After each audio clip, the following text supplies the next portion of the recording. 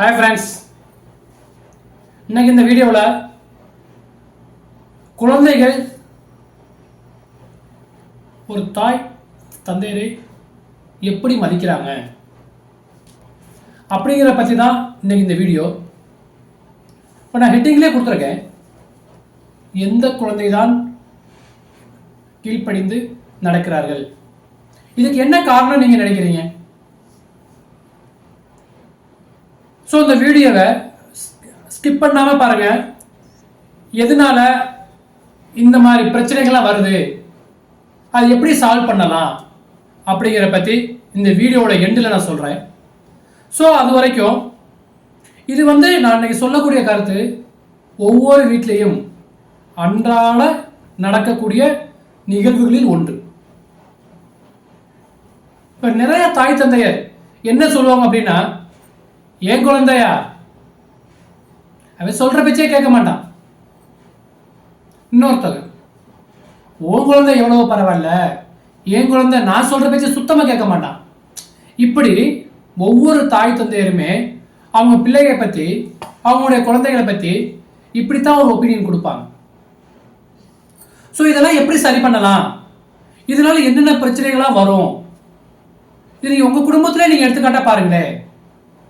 இப்போ நீங்கள் சின்ன பிள்ளையாக வளர்ந்த விதத்துக்கும் இப்போ நம்மளுடைய குழந்தைகள் நம்மள்கிட்ட வளரக்கூடிய விதத்துக்கும் நிறைய வித்தியாசங்கள் இருக்கு. ஆனால் ஒன்று, இன்னைக்கு இருக்கக்கூடிய குழந்தைகள் எல்லாமே ரொம்ப அட்வான்ஸாக, அவங்களா எல்லாமே திங்க் பண்ணி ரொம்ப அட்வான்ஸாக போகிறாங்க. அவங்களுக்கு எது தேவை எது தேவையில்லை அப்படிங்கிறத கரெக்டாக அவங்களாவே எல்லாம் தெரிஞ்சுக்கிறாங்க. முன்னெல்லாம் ஒரு ஆசிரியர் கைட் பண்ணால் மட்டும்தான் ஒரு மாணவனால் கண்டிப்பாக சாதிக்க முடியும். ஒரு தாய் தந்தையோட சப்போர்ட் இருந்தால் தான் கண்டிப்பாக சாதிக்க முடியும். அது நம்ம காலத்தில். இப்போ நம்ம குழந்தைகள்லாம் அப்படி இல்லை, நம்மளை விட அட்வான்ஸாக அவங்களுக்கு என்ன தேவை எது தேவையில்லைங்கிறது அவங்களே தேடி கண்டுபிடிச்சு அவங்களுடைய வளர்ச்சிக்கு அவங்களாவே வளர்ந்து போய்கிட்டு இருக்காங்க. ஆனால் இதெல்லாம் ஒரு பக்கத்து இருந்தாலும் இப்போ நாம் சின்ன குழந்தைய வளரையில் நம்மளை விட பெரியவங்களுக்கு காட்டக்கூடிய மரியாதை எப்படி இருந்துச்சு, இப்போ நம்ம குழந்தைய நம்மள்கிட்ட காட்டக்கூடிய மரியாதைகள்லாம் எப்படி இருக்கு, எப்படி மதிப்பு கொடுக்குறாங்க. ஸோ அதை பற்றின வீடியோ தான் ஃபுல் அண்ட் ஃபுல்லாக அந்த வீடியோவில் வரப்போகுது. இப்போ நான் ஒரு பெரிய நிறுவனத்தில் வேலை செய்கிறேன். அவங்க என் கூட வேலை செய்கிறவங்க ஷேர் பண்ணிக்கிற கருத்து. ஸோ அந்த கருத்தை தான் நம்ம வாடிக்கையாளராக இருக்கக்கூடிய உங்களுக்கு இந்த கருத்தை கண்டிப்பாக சொல்லணும் அப்படிங்கிற ஒரு எண்ணம் எனக்கு வந்தது. அவங்க என்ன சொல்கிறாங்க, அவங்களுடைய குழந்தைகளை பற்றி, அவங்க குழந்தைங்க அவங்களுடைய தாய் தந்தையரை எப்படி மதிக்கிறாங்க. ஸோ இது ஒரு நல்ல கருத்தாக இருக்குது. இதை கண்டிப்பாக நம்மளுடைய வாடிக்கையாளருக்கு, நம்மளுடைய கஸ்டமருக்கு, நம்மளுடைய யூடியூப் சப்ஸ்கிரைபருக்கு கண்டிப்பாக சொல்லலாம் அப்படிங்கிறதுனால தான் இன்னைக்கு இந்த வீடியோவை முழுக்க சொல்ல போகிறேன். அவர் நல்ல ஒரு வேலை செய்யக்கூடிய மனிதர், ஒரு நல்ல ஒரு ஓட்டுநர். ஒரு லாங் ட்ரிப்பாக போயிட்டு அடுத்த நாள் காலையில் வீட்டுக்கு வர்றாரு. அவர் வீட்டில் பார்க்கையில அவங்களுடைய மனைவிக்கு உடம்பு சரியில்லை. எப்படி? அவங்களுடைய மனைவிக்கு உடம்பு சரியில்லை. ஸோ அவங்க என்ன பண்ணுறாங்க, அதையும் பொருட்படுத்தாமல், இல்லை கணவர் வெளியில் போயிட்டு வர்றாரு, கண்டிப்பாக அவருக்கு பிடிச்ச சாப்பாடை சமைச்சு கொடுக்கணும்னு சொல்லி ரொம்ப ஆர்வமாக செஞ்சு வச்சுட்டு அந்த டேப்பில் எல்லாமே அந்தந்த செட்டப்பில் வச்சுட்டு உடம்பு சரியில்லைன்னு ரொம்ப வருத்தத்தோடு படுத்திருக்காங்க. அவர் வேலை விட்டு திரும்பி வீட்டுக்கு வர்றாரு. என்னம்மா உடம்பு சரியில்லைன்னு கேட்குறாங்க. உடம்பு சரியில்லைன்னு சொல்கிறாங்க. சரி, நான் சாப்பிட்டுக்குன்னு அவங்களாம் சாப்பிட போகிறாங்க. அப்போ சாப்பிடையில ஏதோ ஒன்று குறையுது அப்படின்ட்டு அவங்க பையன் காலையில் உட்காந்து டிவி பார்த்துட்டு இருந்திருக்காரு. ஏ தம்பி இங்கே வா. அவர் பையன் நல்ல கேட்டகரி தான், நல்ல வளர்ச்சி அடைஞ்சவர் தான். இதில் எங்கே பிரச்சனை வருதுன்னு பாருங்க, அதை பற்றி தான் நீங்கள் சொல்கிறேன். அப்போ அந்த பையன் சே அப்படின்ட்டு சொல்லிட்டு எந்திரிச்சு வர்றாப்புல. எந்திரிச்சு வந்துட்டு அந்த பொருளை எடுத்து கொடுக்குறாரு. அப்புறம் திரும்பி போய் உட்காந்துட்டாரு. அப்பா சாப்பிட ஆரம்பிக்கிறாரு. அப்போ திரும்பி ஞாபகம் வந்துருச்சு, சாப்பிட்றதுக்கு முன்னாடி சாப்பிடக்கூடிய, ஏன்னா அவர் வந்து ஒரு சுகர் பேஷண்ட். அப்போ டேப்லெட் எடுத்துக்கணும். தம்பி சாப்பிட்றதுக்கு முன்னாடி ஒரு டேப்லெட் இருக்க எடுத்துகிட்டு வாப்பா அப்படிங்கிறாரு. மனைவி உடம்பு சரியில்லை, படுத்திருக்காங்க. ஸோ பையனை கூப்பிட்டு, தம்பி அந்த டேப்லெட் எடுத்துகிட்டு அந்த பையில தொங்குதில்ல, அந்த டேப்லெட் எடுத்துகிட்டு வான்னு சொல்கிறாங்க. அந்த பையனுக்கு ஒரு கோபம், என்னப்பா அப்படின்னு அதட்டுறாப்புல. அவர் அந்த கண்ணு உருட்டுறையில பார்த்தாலே தெரியுது.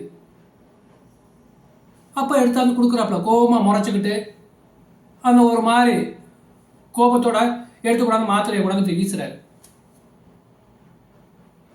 அவர் மாத்திரையை சாப்பிட்டுட்டு சாப்பிட ஆரம்பிக்கிறாரு. அந்த நேரம் சாப்பாடில் உப்பு குறைகிற மாதிரி இருக்கு அப்படின்ட்டு, தம்பி உப்பு கொஞ்சம் எடுத்துட்டு வாப்பா அப்படிங்கிறாரு. என்னப்பா உங்களுக்கு வேற வேலையே இல்லையா அப்படின்னு அவங்க அப்பா பார்த்து ரொம்ப எதிராக பேசுறாரு. நானும் உங்களை மாதிரி தான், வேலைக்கு போய் தானே நானும் வந்து இருக்கிறேன், நானும் தானே வேலைக்கு போகணும், 4 முழுக்க வேலை பார்த்து தானே வந்துட்டு அசதியாக தானே இருக்கேன், கொஞ்ச நேரம் டிவி பார்க்கறதுல என்ன வந்துட போகுது அப்படின்னு ரிமோட்டை தூக்கி உடைக்கிறாரு. தூக்கி வீசிட்டு அப்படியே உள்ள போறாரு ஒரு ரூமுக்குள்ள. அவர் அந்த யதார்த்தத்தை அவர் புரிஞ்சுக்கிட்டார். சரி, தம்பிக்கிட்ட இதுக்கு மேலே நம்ம எதுவும் சொல்லக்கூடாது அப்படின்ட்டு அவர் சாப்பிட்ட பிளேட்டை எல்லாம் எடுத்துக்கொண்ட வாஷிங்கில் போட்டு அவராக கழுவி வச்சுட்டு அப்படியே அழுகிறார். அழுதுட்டு அப்படியே கண்ணி தண்ணி ஊற்றுறத தொடச்சிக்கிட்டு அப்படியே வெயிட் பண்ணுறாரு. வந்து சோபாவில் உட்காந்துட்டார். பையன் அப்படியே கோபமாக போயிட்டான். இதில் என்ன சொல்ல வர்ற அப்படின்னா, நம்ம குழந்தைங்களுக்கு இந்த உலகமே கற்றுக் கொடுக்கக்கூடிய ஒன்று. ஒரு குழந்தை பிறந்தா கூட அதுக்கு ஒரு சுயமரியாதை இருக்கு அப்படின்னு சொல்றாங்க எல்லாருமே. சுயமரியாதை கண்டிப்பா இருக்கு. அப்ப பெற்றவங்களுக்கு இல்லையா? ஒரு அம்மா அப்பாவுக்கு கிடையாதா? நம்ம குழந்தைங்களுக்கு நடக்கிறது கற்றுக் கொடுக்குறோம், ஒரு வார்த்தை பேசுறது கற்றுக் கொடுக்குறோம், அம்மான்னு கூப்பிடுறது கற்றுக் கொடுக்குறோம், அப்பான்னு கூப்பிடுறது கற்றுக் கொடுக்குறோம், மாமா அத்தன் கூப்பிடுறது கற்றுக் கொடுக்குறோம். இப்படி ஒவ்வொரு விஷயங்களையும், எல்லா விஷயங்களையுமே நம்ம குழந்தைங்களுக்கு கற்றுக் கொடுக்குறோம். அவங்க சின்ன குழந்தையா இருக்கையிலே எல்லா விஷயமே நம்ம சொல்லிக் கொடுக்குறோம். ஆனால் ஒரு தாய் தந்தையரை, ஒரு பெரியவங்களை எப்படி மதிக்கணும் அப்படிங்கிறது மட்டும் நம்ம கற்றுக் கொடுக்க மறந்துடும். இது உதாரணத்துக்கு இன்னொரு இது சொல்றேன் பாருங்களே. ஒரு ஃபங்க்ஷனுக்கு போயிருந்தேன் லாஸ்ட் வீக்கு. ஐயோ, நல்லா கிராண்டாக நடந்தது அந்த ஃபங்க்ஷன். அப்போ நான் முன்னாடி போயிருந்தேன். அப்போ ஒருத்தர் நல்ல ரிச்சான ஃபேமிலி வர்றாங்க. கார்ல இருந்து ஒரு பையனும் ஒரு அப்பாவும் இறங்கி வர்றாங்க. இறங்கி வந்துட்டு ஃபங்க்ஷனுக்கு எல்லாம் வரவேற்பு பண்ணுறாங்க. எல்லாம் உள்ளே வர்றாரு. அப்போ கூப்பிட்றாரு, தம்பி சாவி வச்சுட்டு ஒரு டைப் எடுத்துட்டு வாப்பா அப்படிங்கிறார். பாப்பா அதெல்லாம் என்னால் முடியாது அப்படின்னு சொல்கிறாப்புல. நான் என்ன உங்க வீட்டு வேலைக்காரனா அப்படின்னு அப்பாவை எழுத்து பேசுகிறாரு. அப்போ அப்பா என்ன சொல்கிறாரு தெரியுமா? அந்த இடத்துல சமாளித்து பேசினார். தம்பி, நீ எனக்கு வேலைக்காரன் இல்லை, நான் உனக்கு எப்போவுமே ஒரு சேவகனாக தான் நான் இருக்க ஆசைப்பட்றேன். ஸோ நானே போய் எடுத்துக்கிறேன்னு சொல்லி அப்பா போய் எடுத்துகிட்டு வந்துட்டார். ஸோ இதில் என்ன தெரியுது அப்படின்னா, நம்ம குழந்தைங்களுக்கு வசதியாக போனாலும் சரி, ஏழ்மையாக இருந்தாலும் சரி, ஒரு தாய் தந்தையரை, ஒரு பெரியவங்களுக்கு எப்படி மதிப்பு கொடுக்கணும் அப்படிங்கிறத நம்ம ஸ்டெப் பை ஸ்டெப்பாக கற்றுக் கொடுக்கணும். அதுக்கு நம்ம முதல்ல ஒரு தாய் தந்தை அவங்களுடைய தாய் தந்தையரை எவ்வாறு மதிக்கிறோம், நம்ம எப்படி கற்றுக்கிறோமோ, நம்ம கற்றுக்கிட்டா மட்டும்தான் நம்ம குழந்தைகள்கிட்ட அது ரிஃப்ளெக்ஷன் கொடுக்க முடியும். இந்த விஷயங்கள் எல்லாமே உங்க குடும்பத்திலையும் நடக்குதா? அப்ப இதுக்கு என்ன பண்ணலாம் அப்படின்னா, ஒரு குழந்தை நல்ல ஒரு தன்னம்பிக்கையா வளர்ந்து வர்றாங்க, ஒரு விடாமுயற்சியில போராடி ஒரு வெற்றி பெறாங்க, முயற்சி பண்ணி நல்ல ஒரு சக்சஸ் பண்றாங்க. எவ்வளவுதான் வெற்றிகள் அடைந்தாலும் ஒரு தாய் தந்தையரை மதிக்க நாம் முதலில் கற்றுக் கொடுக்க வேண்டும். அவங்களுக்கு 1000 நண்பர்கள் வரலாம். ஒரு ஃப்ரெண்டு, 2 ஃப்ரெண்டு, 3 ஃப்ரெண்டு, இப்படி ஃப்ரெண்டுகள் நிறைய வந்துகிட்டே இருக்கலாம். அது கேர்ள் ஃப்ரெண்டாக இருக்கலாம், இல்லை ஒரு ஆண் நண்பர்களாக இருக்கலாம். ஆனால் அவர்கள் எல்லாருமே நண்பர்கள் தான். அவர்கள் எப்போவுமே ஒரு தாய் தந்தையராக வர முடியாது. நாம தான் நம்முடைய குழந்தைக்கு ஒரு பெஸ்ட்டு, ஒரு நல்ல ஒரு தாய் தந்தையராக இருக்கணும். அப்படின்னா குழந்தைகளை வளர்க்குவதற்கும் நல்ல அறிவுரைகளை சொல்லி ஒரு பெரியோரை எப்படி மதிக்க வேண்டும் என்பதை மதிக்க கற்றுக் கொடுத்து நாமும் பின்பற்றி நமது குழந்தைகளையும் பின்பற்ற வைக்க வேண்டும். அதுக்கான சிஸ்டம் நம்ம உருவாக்கணும். அந்த சிஸ்டம் உருவாக்கினா மட்டும் பத்தாது, அதை இம்ப்ளிமெண்ட் பண்ண நம்ம கற்றுக்கணும். ஸோ ரூல்ஸ் போட்டால் மட்டும் பத்தாது, அந்த ரூல்ஸை ரெகுலர் ஃபாலோப்பில் கொண்டு வரணும். அப்படின்னா தான் நம்மளுடைய குழந்தைகளும் மிகச்சிறந்த இந்த சமுதாயத்தில் நல்ல ஒரு மாணவனாகவும் நல்ல ஒரு குழந்தையாகவும் அவர்களுடைய குழந்தைக்கு அவர்களும் ஒரு சிறந்த தாய் தந்தையராகவும் வளரலாம். அப்படிங்கிறது தான் இந்த வீடியோட கருத்து.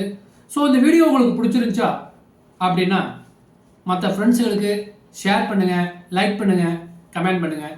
நன்றி.